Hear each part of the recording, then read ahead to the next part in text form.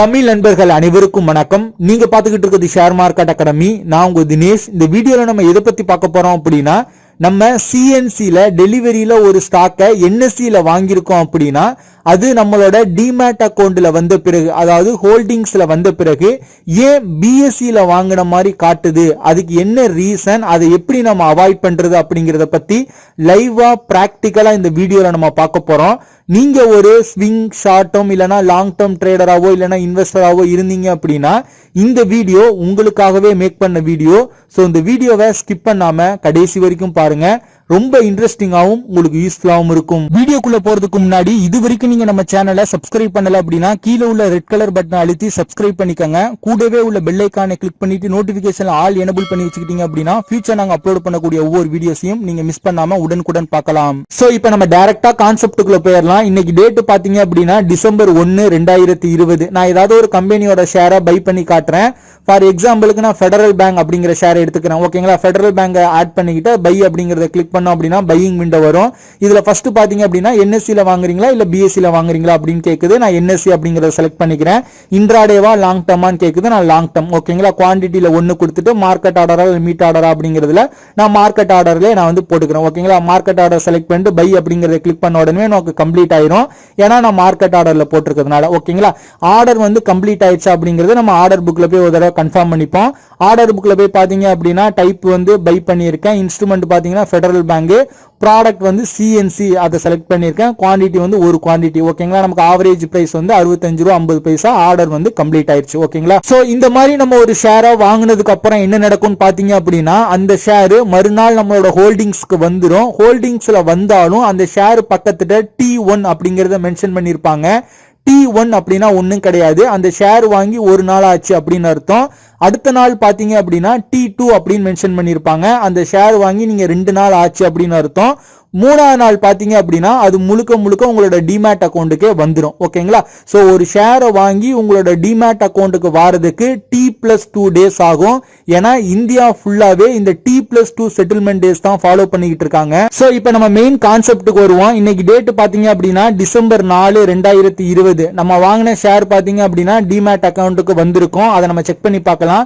மேல ஹோல்டிங்ஸை கிளிக் பண்ணீங்க அப்படின்னா நம்ம வாங்கின ஷேர் இங்க ஷோ ஆகும்.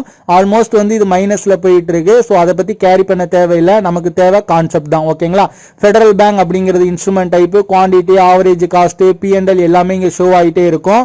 இதுல அந்த ஆப்ஷன்ஸ் அப்படி 3 டாட் இருக்குல்ல, அதை கிளிக் பண்ணீங்க அப்படின்னா மார்க்கெட் டெப்த் அப்படிங்கறத நம்ம செக் பண்ணி பார்க்கலாம். மார்க்கெட் டெப்த் கிளிக் பண்ணீங்க அப்படின்னா அந்த ஃபெடரல் பேங்க் பக்கத்துல பாருங்க பிஎஸ்சி அப்படின்னு ஷோ ஆகும்.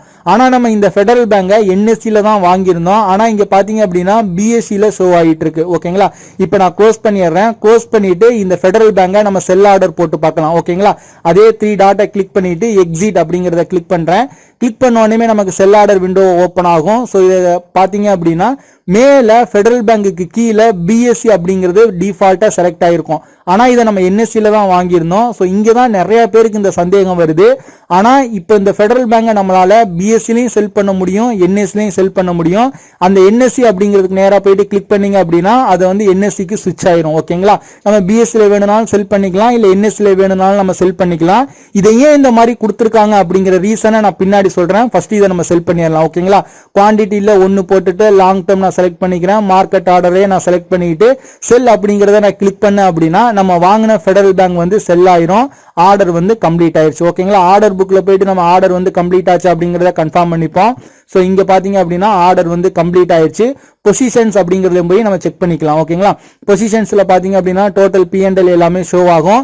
இது நைட் பாத்தீங்க அப்படின்னா 0 நைட் 12 o'clock ஆட்டோமேட்டிக்கா இரேஸ் ஆயிரும். அது வரையும் இது வந்து P&L வந்து போயிட்டே இருக்கிறது போலதான் ஷோ ஆகும். சோ இதை நம்ம வந்து பத்தி கன்ஃபியூஸ் பண்ண தேவையில்லை. சோ இப்போ நான் உங்களுக்கு லைவா ஒரு கம்பெனியோட ஷேரை பை பண்ணி செல் பண்ணி காட்டியிருந்தேன். இதுல நான் ஃபெடரல் பேங்கோட ஷேரை பாத்தீங்க அப்படின்னா என்எஸ்சில பை பண்ணியிருந்தேன். ஆனா அது என்னோட டிமேட் அக்கௌண்ட்டுக்கு வந்த பிறகு பாத்தீங்க அப்படின்னா டிஃபால்ட்டா பிஎஸ்சி அப்படிங்கிற மாதிரி ஷோ ஆச்சு. அதை நான் ஸ்விட்ச் பண்ணி என்எஸ்சில தான் செல் பண்ணேன். வேணும் அப்படின்னா பிஎஸ்சில கூட என்னால செல் பண்ணிருக்க முடியும். ஏன் இந்த மாதிரி புரோக்கர்ஸ் பண்றாங்க அப்படின்னு கேட்டீங்க அப்படின்னா நம்ம வாங்குற ஷேர் பாத்தீங்க அப்படின்னா என்எஸ்சில மட்டும் ட்ரேட் ஆயிட்டு இருக்காது, பிஎஸ்சிலையும் ட்ரேட் ஆயிட்டு இருக்கும். ஃபார் எக்ஸாம்பிளுக்கு டிசிஎஸ் ஓட ஷேர் பிரைஸ் பிஎஸ்சில பாத்தீங்க அப்படின்னா 2726 ரூபாய்க்கு ட்ரேட் ஆயிட்டு இருக்கு. அட் த சேம் டைம் என்ன என்எஸ்சில நீங்க செக் பண்ணீங்க அப்படின்னா 2727 ரூபாய் 55 பைசாவுக்கு ட்ரேட் ஆயிட்டு இருக்கு. ஆல்மோஸ்ட் ₹1.55 அதிகமா பிஎஸ்சியை கம்பேர் பண்ணும்போது என்எஸ்சில ட்ரேட் ஆயிட்டு இருக்கு.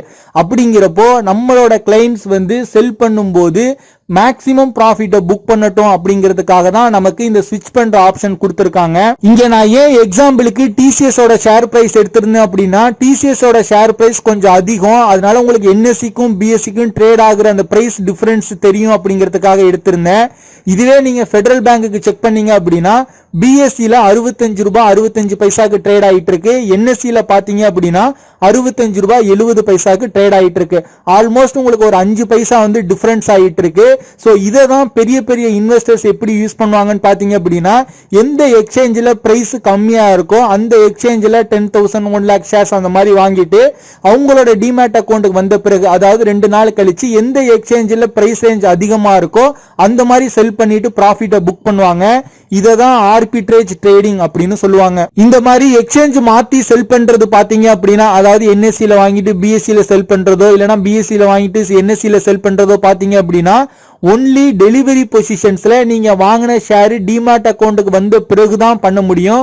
இதை வந்து இன்ட்ராடே ட்ரேடிங்ல எக்ஸ்சேஞ்ச் மாத்தி உங்களால செல் பண்ண முடியாது. சோ இப்போ இந்த வீடியோ பார்த்துக்கிட்டு இருக்க உங்களுக்கு ஒரு மிகப்பெரிய டவுட் வரும், இந்த மாதிரி நம்ம எக்ஸ்சேஞ்ச் மாத்தி செல் பண்ணும்போது இதுக்கு ஏதாவது அடிஷனலா நம்ம சார்ஜ் பே பண்ணணுமா அப்படிங்கிற மாதிரி உங்களுக்கு ஒரு டவுட் வரும்.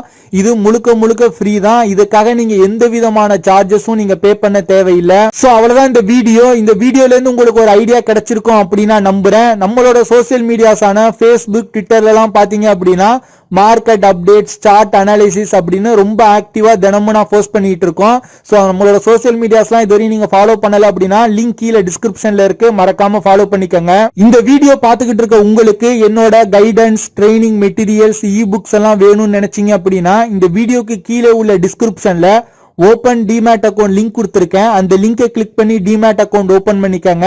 அக்கௌண்ட் ஓபன் பண்ணும்போது எதுவும் சந்தேகம் வந்தது அப்படின்னா ஸ்கிரீன்ல தெரியுற அந்த நம்பருக்கு வாட்ஸ்அப்போ கால் பண்ணி உங்களோட சந்தேகங்களை கேட்டு தெரிஞ்சுக்கலாம்.